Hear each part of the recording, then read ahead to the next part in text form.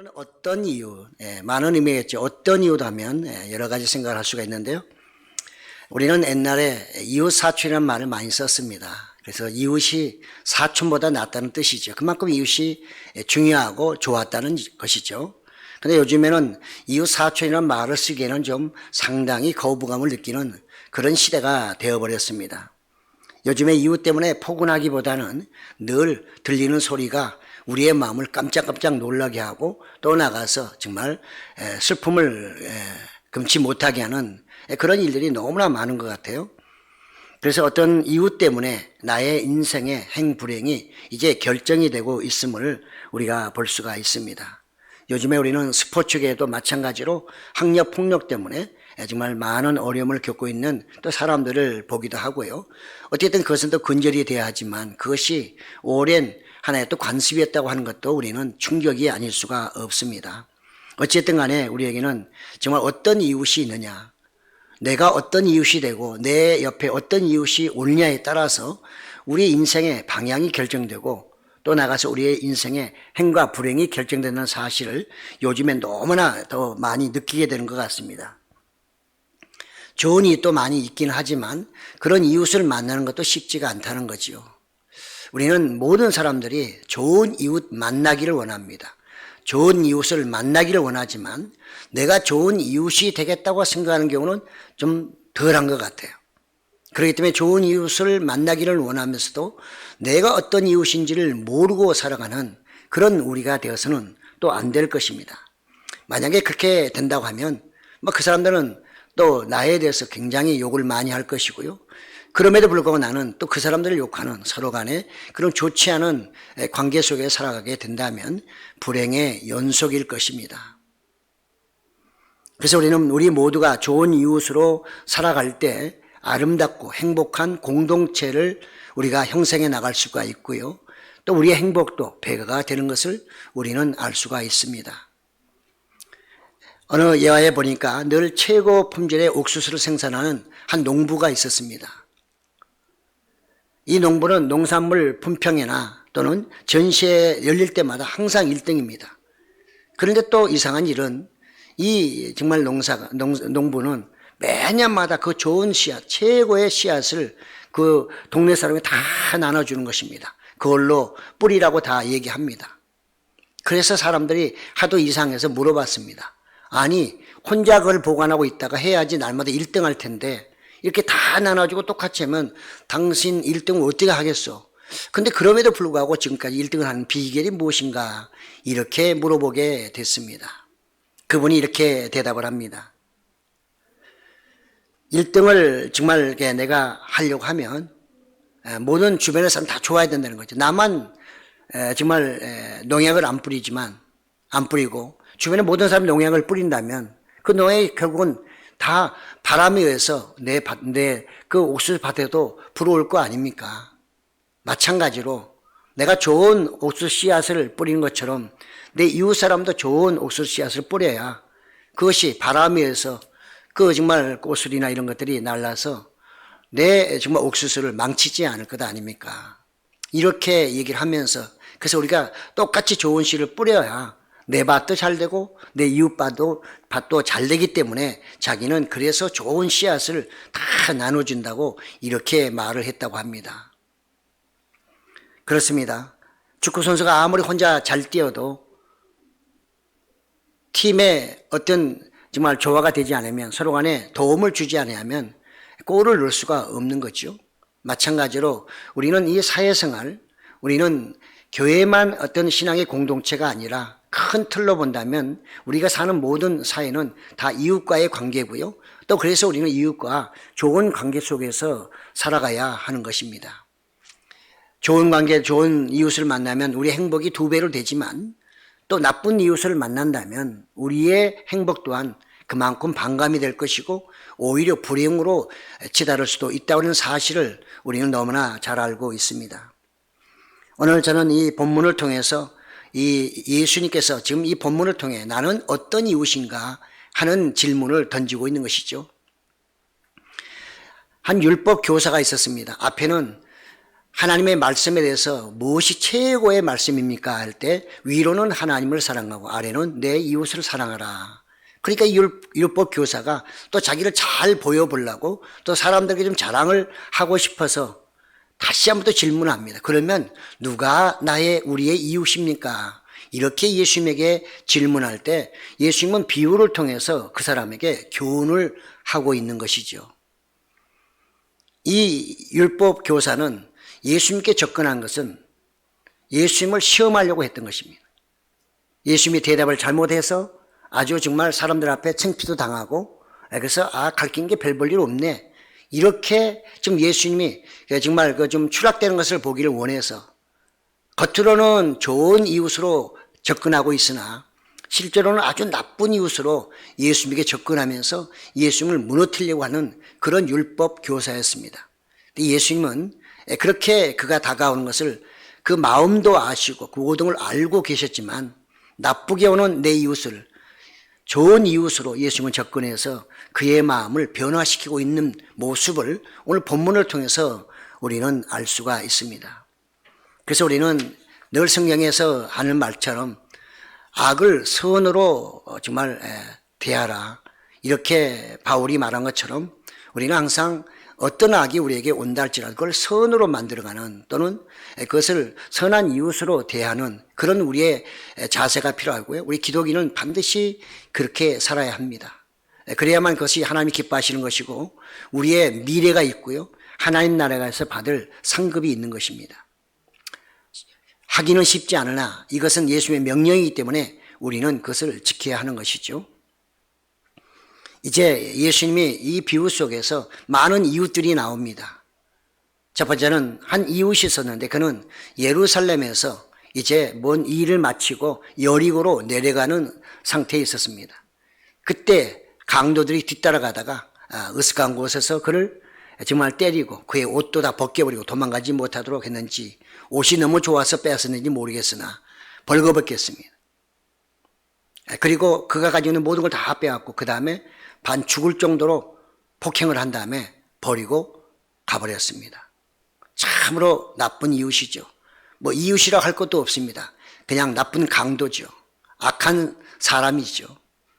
그래서 이 어떤 사람이, 어떤 이웃이 결국은 이렇게 강도를 만나서 죽게 됐고 자기의 모든 것을 다 빼앗겨 버렸습니다.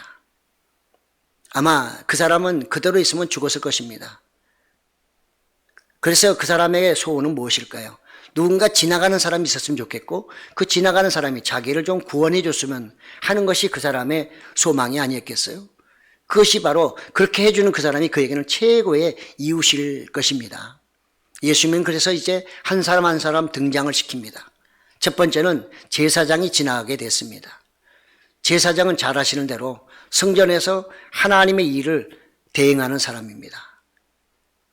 사람들의 죄를 대신 사해 주고요, 피도 뿌리고 그러면서 하나님의 사람으로 사람들에게 존경받는 사람입니다. 믿는 사람들, 유대 교인들에게는 그야말로 선한 이웃이죠. 그 선한 이웃이 지금 지나가고 있습니다. 아마 강도에게 맞은 죽어가는 이 사람은 발자국 소리를 들으면서 희망을 가졌을 것입니다. 드디어 나를 구원하는 사람이, 내 이웃이 나에게 가까이 오고 있네 하면서 아마 마음속으로 상당히 기대를 했을 것입니다. 그런데 놀랍게도 성전에서 사람의 죄를 사해주는 이 제사장은 오더니 살펴보고는 그냥 지나가 버리는 것입니다. 아마 이 맞은 사람은 뭐 살려달라는 말도 할 수 없을 정도로 엄청나게 충격을 많이 받고 또 상처를 많이 받은 것 같습니다. 왜 제사장은 그냥 지나갔을까요? 그런 아주 믿음이 출중한 사람이죠. 그래서 성경의 민수기 19장 11절에 보면 사람의 시체를 만진 자는 이래 동안 부정하리니, 그리고 제사장이나 이런 사람에게는 시체를 가능하면 만지지 말도록 하고 있어요. 그러니까 그는 하나님 말씀, 자기의 직분을 수행하는 데 있어서 필요한 이 말씀을 잘 지키는 아주 좋은 신앙인이었어요. 정말로 믿음이 좋은 사람이죠. 그러나 그는 또한 내 이웃을 내 몸처럼 사랑하라고 하는 또 다른 계명에 대해서는 별로 신경을 쓰지 않는 그런 사람이었던 거죠. 한쪽에는 좋은 이웃, 한쪽에는 나쁜 이웃, 이렇게 이중적인 그의 모습을 우리는 발견해 볼 수가 있습니다. 제사장은 오늘날 목회자하고는 또 달라서 그들은 이스라엘 백성들을 하나님의 이름으로 축복하는 사람입니다. 제사장의 축복이 없이는 축복을 받을 수가 없는 거죠. 그만큼 그 위치가 대단함에도 불구하고 그 사람을 좀 살려줬으면, 제사장이 기도해 줬으면 얼마나 그 사람이 기뻐하고 좋아했을까요? 그런데 그 사람은 그런 자기의 직분을 한쪽으로는 지키며 한쪽에는 또 그것을 버리면서 나쁜 이웃으로 스쳐가고 말았습니다. 두 번째 사람이 또 등장합니다. 두 번째 또 지나가고 있어요. 그래서 이 정말 또 누워있는 그 사람은 또다시 희망을 걸어보겠죠. 이번에는 이 사람이 그래도 자기를 버리지 않고 자기를 구원해 주겠지, 이런 소망 가운데 그가 지금 아마 기다리고 있었습니다. 네인이 지나가고 있습니다. 네인은 성전의 제사장의 모든 것을 이렇게 도와주는 사람이고요, 성전의 기물을 또 보관도 하고 움직이는, 이동하는데 그 모든 것을 맡아서 하는 아주 성스러운 직분을 가지고 있는 사람입니다. 그래서 제사장도 네이 족에서 나오고 또 이 네이 지파 중에서는 정말 다 제사장이 아니라 아론 지파에서 제사장이 나오기 때문에 나머지 네이 지파들은 성전 일을 하는데 쓰임받는 사람들입니다. 어떻기 때문에 그들은 아주 성직자였어요. 이 성직자도 신음하는 이웃을 와서 가까이 와서 봅니다. 그런데 그도 마찬가지로 와서 살펴보더니 그냥 지나가고 맙니다. 그는 얼마나 그 이웃의 그 고통스러움을 그는 본등만등하고 지나가고 말았어요. 그 역시 대단히 위선적인 신앙인이었습니다. 이거는 어찌 보면 예수님은 지금 직접적으로 말씀하지 않지만 이 율법 교사가 네이지파일 가능성이 높습니다. 제사장과 네이인, 아마 이 소리를 들었을 때 율법 교사는 뭘 생각했을까요? 이 두 사람이 왔다가 그냥 한번 살펴보고 지나가 버렸다, 이런 얘기를 들을 때 아마 그는 나름대로 좀 뭔가 쿵하는 그런 느낌을 받지 않았을까요? 그래서 이 두 사람은 아마 그 인생관이 이렇다고 어떤 분이 얘기합니다. 내 것은 내 것일 뿐이니 상관치 말라. 아주 개인적인, 사실은 모든 사람이 사는 사람이지만 대단히 개인적인, 개인주의를 굉장히 내세우는 제사장과 네인인 것을 우리는 알 수가 있습니다. 이렇게 죽어가는 자신을 돌아보지 않고 지나가는 그 두 사람을 보면서 이 사람은 뭘 생각했을까요? 시편 31편 11절에 보니 내가 모든 대적들 때문에 욕을 당하고 내 이웃에게서는 심히 당하니 내 친구가 놀라고 길에서 보는 자가 나를 피하였나이다. 아주 그 말씀 그대로 그 사람의 심정을 그대로 지금 정말 이렇게 서술하고 있음을 볼 수 있습니다. 이번에 세 번째가 또 지나갑니다. 이 사람은 유대인이 가장 혐오하는 사마리아 사람이었습니다. 혼혈 민족이죠. 그래서 유대인들이 아주 싫어했어요. 그는 여행 중에 있는 사람이었으나 그 아픈 사람, 누워있는 사람에게 가까이 가서 보니까 이 사람은 그냥 놔둬서는 큰일 날 것 같아요. 아마 이 선한 사마리아 사람은 그가 유대인들에게 늘 개처럼 취급을 받고 인간 이하의 취급을 받는, 그야말로 늘 살아도 사는 것이 아닌 유대인들 사이에만 지나가기만 하면 그야말로 고통스러운 그런 것을 그는 늘 느끼며 살았던 사람이기 때문에 아마 이렇게 누워서 죽어가는 사람을 볼 때 불쌍한 마음이 들지 않았을까 생각합니다. 그는 너무나 많은 고통을 스스로도 받고 있고 받았기 때문에 지금 고통당하고 육체적인 고통을 당하는 이 사람을 보면서 아마 그런 마음을 달리 먹었을 것입니다. 그래서 그는 즉시로 기름과 포도주를 꺼내서 그 사람 성체에 부어주고 싸매주면서, 거기서 끝나지 않습니다. 그거 해가지고 그대로 놔두면 죽을 것 같으니까 자기 짐승에 그 사람을 태워서 또 여관까지 데려가 가서 거기서 또 돌봐줍니다. 다음날 그는 여행을 떠나야 하기 때문에 그것을 중단할 수 없으므로 그 일을 계속하기 위해서 떠나면서 2 데나리온, 오늘날로 말하면 이틀분의 품값이죠. 적은 돈은 아니라 생각합니다. 그 돈을 주면서 이 사람이 좀 나을 때까지 좀 당신이 돌봐주십시오. 그리고 혹시라도 비용이 더 들어간다면 내가 다시 가는 길에 반드시 내가 갚아주겠소. 이렇게 하면서 그 사람이 주인에게 부탁하고 갔다는 것이죠. 참으로 이 정말 선한 사마리아 사람의 인생과는 내 것이 또한 당신 것도 될 수 있다고 하는 이런 너그러운 마음으로 살아가는 인생관이다. 이렇게도 우리가 볼 수가 있습니다. 예수님은 이 비유를 다 마치신 다음에 이 율법 교사에게 물어봅니다. 아주 교만하게 자기를 자랑하고 자기를 속이며 나쁜 이웃으로 접근했던 이 율법 교사에게 당신이 볼 때 내가 지금 얘기하는 사람 중에 누가 이 사람의 이웃이 되겠느냐? 율법 교사가 뭐라고 대답하겠습니까? 사실은 자기의 같은 동족인, 아니 가장 한패가 돼 있는 제사장이나 또는 레위인을 좋은 이웃이라고 얘기를 해야 되겠는데 아무리 듣고 들어봐도 그 사람을 좋은 이웃이라고 말하기는 어렵게 돼버렸어요. 그 사람이 누구냐? 바로 자신이거든요. 어쩔 수 없이 그는 예수님 앞에서 시인할 수밖에 없어요. 누구라고?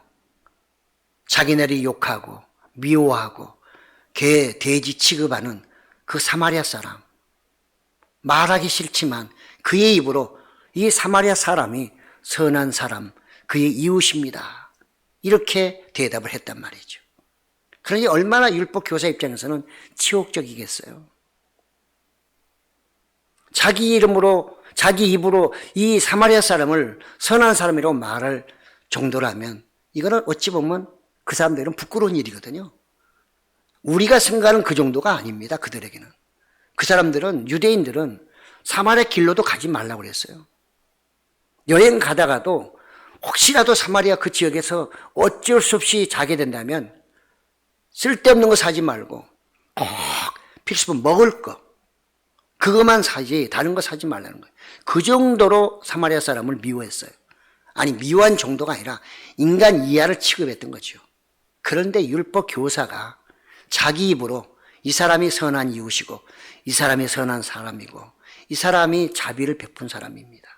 이렇게 대답하도록 예수님이 만드신 거죠. 그리고 예수님은 그 얘기를 듣고 난 다음에 뭐라고 말씀하십니까? 너도 가서 그렇게 살아라. 쓸데없이 율법 교사로 폼답지 말고 죽어가는 사람 살리는 일에 너도 앞장서고 도움을 요청하는 사람에게 좋은 이웃으로 살아라.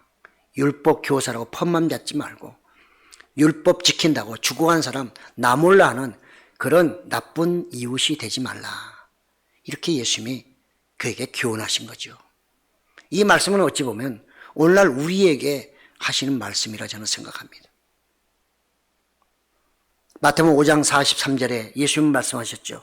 내 이웃을 사랑하고 내 원수를 미워하라 하였다는 것을 너희가 들었으나 나는 너희에게 이르노니 너희 원수를 사랑하며 너희를 박해하는 자를 위하여 기도하라. 이렇게 예수님은 말씀하셨어요. 예수님은 원수라도 사랑하고 너를 박해하는 사람을 위해서도 그를 위해서 기도해라. 그의 영혼 구원해서 기도하라. 이렇게 예수님은 말씀하셨고 우리에게 좋은 이웃이 되라고 계속해서 권면하고 또 명령하고 계시는 것입니다. 오늘날 우리는 정말 신앙인으로서 크리스찬으로서 잘못하면 선택적 이웃을 선택적으로 선택할 수가 있습니다. 우리가 정해놓고 이 사람은 우리 이웃이 되지만 이 사람은 이웃이 될 수 없다고 선택적으로 이웃을 택하는 이런 잘못된 크리스찬이 될 수 있음을 오늘 본문이 우리에게 말씀하고 있는 것이죠. 예수님은 그것이 아니고 모든 사람에 대해서 잘해준 사람은 말할 것도 없지만 너를 미워하고 핍박하고 나가서 원수가 된 사람이라 할지라도 그를 위해서도 기도하고 그를 사랑해 주어라. 이렇게 말씀하고 있단 말이죠. 오늘날 우리는 정말 이 코로나19로 인해서 교회가 많이 혐오스러운 단체가 되어버렸고요. 사실이 아니라 할지라도 그래서 또 일부 우리 기독인들은 굉장히 분노하고 있습니다. 그러나 어찌 보면 예수님의 말씀에 근거하면 그런 자세보다는 그럼에도 불구하고 그들을 위해서 기도하고 그들의 죽어가는 생명을 위해서 우리가 복음을 전하고 또 선한 일을 하는데 최선을 다하는 것이 바른 길이 아닌가. 오늘 예수님도 이 율법 교사에게 너는 날마다 가르치고 또 나가 율법은 잘 지키지만 실제로 삶에서는 진정한 이웃, 좋은 이웃, 선한 이웃이 되지 못했으니 너는 빨리 그것을 고치라고 하셨던 그 예수님의 말씀을 생각해 본다고 하면 오늘날 우리 기독교가, 교회가 하나님의 말씀을 잘 지키고 예배도 잘 드리고 정말 신앙생활도 잘하지만 혹시나 우리가 이 제사장이나 또는 레인이나 율법 교사처럼 그렇게 살아간다면 우리의 자세, 우리의 마음을 반드시 바꿔야 한다는 것입니다. 예수님은 그렇게 살지 말고 너도 저 선한 사마리아 사람, 네가 욕하고 미워하고 만나기도 싫어하고 말하기도 싫어하고 말을 섞기도 싫어하는 그 사람처럼 행동하라는 것이죠. 사람 보지 말고 그 행동을 보라고 우리에게 말씀하고 있습니다. 그러므로 우리는 코로나19를 맞이해서 지금 여러 가지로 우리는 많은 기독교 핍박이 있다 할지라도 이것 때문에 세상을 미워하거나 이것 때문에 다른 사람들을 만나지 않거나 그들을 제약시하는 것은 예수님의 말씀에 반하는 것이죠. 지금 만약에 예수님이 하나교에 오셨다 또는 큰 교회에 가서 오셨다 그러면 그분이 뭐라고 말씀하실까요? 대한민국에 있는 모든 그리스찬을 향해서 너희가 참 세상에 대해서 잘 적응하고 있도다, 잘 대적하고 있도다 이렇게 말씀하실까요? 아니면 죽어가는 저 영혼들에서 내가 십자가를 졌으니 너희가 저들을 불쌍히 여기고 저들을 위해서 기도하고 저들에게 복음을 여전히 전하라고 말씀하실까요? 예수님은 십자가상에서도 분명히 말씀하셨습니다. 예수님에게 가까이 갔던 그 모든 사람들은 다 나쁜 이웃이었어요. 침뱉고 욕하고 유대인의 왕이라는 또 패를 갖다 걸어놓는가 하면 예수님의 옷을 나눠 입는 그 가위바위보에서 나눠 입는 로마 병정들 모든 사람들은 예수님의 나쁜 사람들이었어요. 자기 어머니 마리아나 또는 주변에 몇 여인을 빼놓고는 다 나쁜 이웃이었거든요. 근데 예수님 뭐라고 말씀하셨습니까? 아버지요, 저들이 하는 것을 알지 못함으로 저들의 죄를 용서하여 주시옵소서. 이게 예수님의 십자가상에서 마지막 말씀이었어요. 저나 여러분은 아무리 우리를 핍박하고 욕하고 교회를 그야말로 문 닫게 한다 할지라도 그들을 욕할 자격은 없습니다. 그건 하나님이 하실 일입니다. 우리는 오히려 그들을 위해서 기도하며 우리의 믿음을 더 지켜야죠. 모함으로 좋은 이웃으로 나가서 생명을 살리는 이웃으로 선한 이웃으로 나가서 그럼에도 불구하고 때린다 할지라도 여전히 그들에게 웃으며 대하는 그런 우리가 되어야 될 줄로 믿습니다. 어찌 보면 세상 사람은 그야말로 폭행당하고 다 빼앗긴 강도 만난 사람이나 영적으로는 똑같습니다. 우리는 죽으면 천국 가지만 그들은 죽으면 지옥 갈 수 있는 것입니다. 가장 불쌍한 사람들이 사실은 그 사람들이에요. 생각을 바꿔야 됩니다. 여러분, 육적인 생각을 하면 그야말로 말하고 싶지도 않고 힘이 있다면 집어넣고 싶은 게 막 우리의 생각일지도 모르나 그는 사단이 좋아하는 생각입니다. 하나님의 마음, 예수님의 마음은 그럼에도 불구하고 그들을 위해 기도하고 그들의 좋은 이웃이 되라 이렇게 말씀하고 있다는 거죠. 그러니 교회에서는 더군다나 좋은 이웃이 되어야 하는 것은 말할 것도 없거니와 세상 사람에 대해서도 좋은 이웃이 반드시 되어야 하는 것입니다. 이거는 의무입니다. 해도 되고 안 되는 게 아니라 예수님의 명령입니다. 너도 가서 그렇게 자비를 베푸는 그런 선한 사마리아 사람처럼 살라 이렇게 명령을 하고 있기 때문에 그렇습니다. 저는 오늘 말씀을 통해 두 가지로만 한번 우리 삶에 적용해 보고자 하는 것입니다. 첫째, 고통당하는 이웃들을 위해 겸손함으로 다가가는 다정한 이웃이 되라. 네, 지금 우리는 이 코로나로 인해서요, 많은 사람들이 교회도 비판도 하고 또 어찌 보면 우리를 싫어합니다. 그렇다 할지라도 또 세상에는 정말로 어렵게 살아가는 사람이 많이 있고요. 고통당하고 있는 사람이 대단히 많이 있어요. 그때 우리는 그들에게 다정히 나가야 될 필요가 있습니다. 그 고통을 당하는 사람들에게 겸손함으로 다가가서 그들 위해서 기도도 해주고 그들이 좀 필요로 것이 있다면 우리가 도와줘야 하는 것이죠. 믿기 때문에 안 도와주고 좋아하기 때문에 도와주는 것이 아니라 무작위로 이유 없이 도와줘야 하는 것입니다. 왜? 그 사람이 죽어가고 있기 때문에 그런 것이죠. 살아있는 사람이야 도와주지 않으면 관계없으나 죽어가는 사람에게는 이유야를 막론하고 그 생명을 먼저 살려야 하는 것입니다. 오늘 예수님의 포인트가 거기에 있습니다. 죽어가는 사람 먼저 살리라는 것이죠. 다른 거 생각하기 전에 죽어가는 영혼을 먼저 살리라는 것이 예수님의 명령이거든요. 그 영혼을 살리려면 우리는 그들의 육신에 대한 필요성을 먼저 채워줌으로써 그들의 영혼을 살릴 수 있는 길이 또 열린다고 우리는 믿고 있지 않습니까? 그렇기 때문에 우리는 좋은 이웃으로 그들에게 다가가야 되고 도움을 요청하면 이유야를 막론하고 정말 물심양면으로 도와줄 수 있는 우리 교회가 돼야 되고 또 우리 각자가 돼야 될 줄로 믿습니다. 그렇습니다. 우리 크리스찬들은 정말 인간미가 있어야 됩니다. 다정다감해야 됩니다.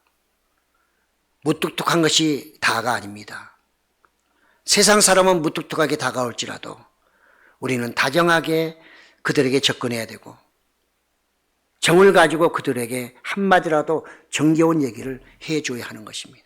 그들이 받아들이든 받아들이지 아니하든 그것은 그들의 몫이지 우리의 몫은 좋은 이웃으로 좋은 말을 해주고 도와주는 것이 우리의 몫입니다.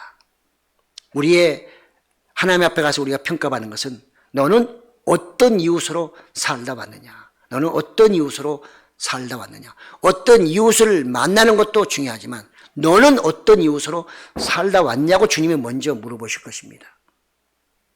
그렇기 때문에 우리는 좋은 이웃이 되려고 내가 먼저 마음을 먹어야 되고 그래서 사랑하는 마음을 가지려고 애를 써야 되고요. 나아가서 그래야만 우리는 편하게 공동체 생활, 교회 안에서도 마찬가지지만 내 주변에 이 사회를 정말 좋은 사회로 우리가 만들어갈 수가 있는 것입니다. 로마서 13장 10절에 보니까 사랑은 이웃에게 악을 행하지 아니하나니 그러므로 사랑은 율법의 완성이라 이렇게 말씀하고 있습니다. 우리는 하나님의 사랑을 받는 믿음의 자녀입니다. 정말로 사랑받을 수 없는 우리였으나 하나님의 그 국률하심으로 그 사랑을 받아서 우리는 하나님의 자녀가 되었으므로 우리도 세상 사람들 그들이 어떤 모습으로 온다 할지라도 그들이 나쁜 이웃이라 할지라도 선하지 못한 이웃이라 할지라도 우리는 예수님처럼 선하게 다가가는 선을 그들이 행하는 좋은 이웃이 되어야 될 줄로 믿습니다. 그래서 시편 101편 5절에도 보니까 자기의 이웃을 은근히 헐뜯는 자를 내가 멸할 것이요 눈이 높고 마음이 교만한 자를 내가 용납하지 아니하느니라 이렇게 말씀하고 있음을 우리는 생각해야 할 것입니다. 우리는 도움을 줄 때 신앙의 잣대로만 보지 마시고요 그냥 예수님의 말씀의 기준에서 좋은 이웃으로 다가가는 저와 여러분 되시기를 예수님의 이름으로 축복합니다. 두 번째는 이웃을 선한 길로 인도하라. 네, 우리는 정말 예수님의 이 모습을 보면서 예수님처럼 살아갈 수는 없겠으나 예수님은 악하게 접근하는 그 사람을 그 율법 교사를 선한 사람으로 선한 길로 인도하고 계심을 볼 수 있습니다. 처음에는 그가 악하게 예수님을 시험하려고 왔으나 예수님의 얘기를 다 듣고 나서는 그는 정말 예수님 앞에 고백할 수밖에 없는 거죠. 그래서 너도 가서 이제 선한 사람이 되어 너는 더군다나 율법을 가르치는 교사므로 사람들을 선한 쪽으로 인도하라 이렇게 말씀했다고 볼 수가 있는 것입니다. 우리는 이 선한 사마리아 사람처럼 죽어가는 수많은 사람들을 선한 길로 인도하는 그런 하나님의 백성이 되어야 될 줄로 믿습니다. 그래야만 우리는 세상에 이제 지탄의 대상에서 정말 존경의 대상으로 나아가 접근할 수 있는 가고 싶어하는 그런 교회로 변화될 줄로 믿습니다.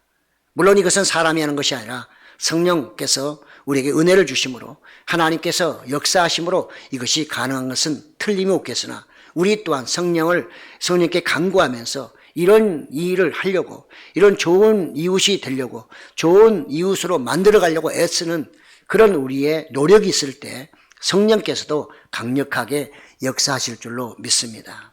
그렇습니다. 우리는 이제 이웃을 우리에게 어떻게 했든 간에 이웃을 헐뜯거나 욕하는 것이 아니라, 비방할 것이 아니라 그들의 비방을 우리가 수용하고 오히려 사랑으로 그들을 감싸주며 선한 길을 인도하는 그런 인도자가 되어야 될 줄로 믿습니다. 사마리아 사람도 유대인이었습니다. 우리를 비판하고 우리를 욕하는 핍박하는 이 밖에 있는 사람들도 대한민국 사람이고 같은 민족입니다. 예수님 안에서는 좀 다르다 할지라도 나라로 보면 같은 민족이에요. 때문에 우리는 그들을 미워할 수도 없거니와 그를 내칠 수도 없는 것입니다. 아니, 하나님은 우리에게 그들을 다 하나님의 백성으로 만들려고 우리를 먼저 부르셨거든요. 그렇기 때문에 우리는 그들을 선하게 인도해야 되는데 가장 선한 길은 복음을 통해 예수님을 만나게 하는 것이 가장 선한 길로 인도하는 것일 것입니다.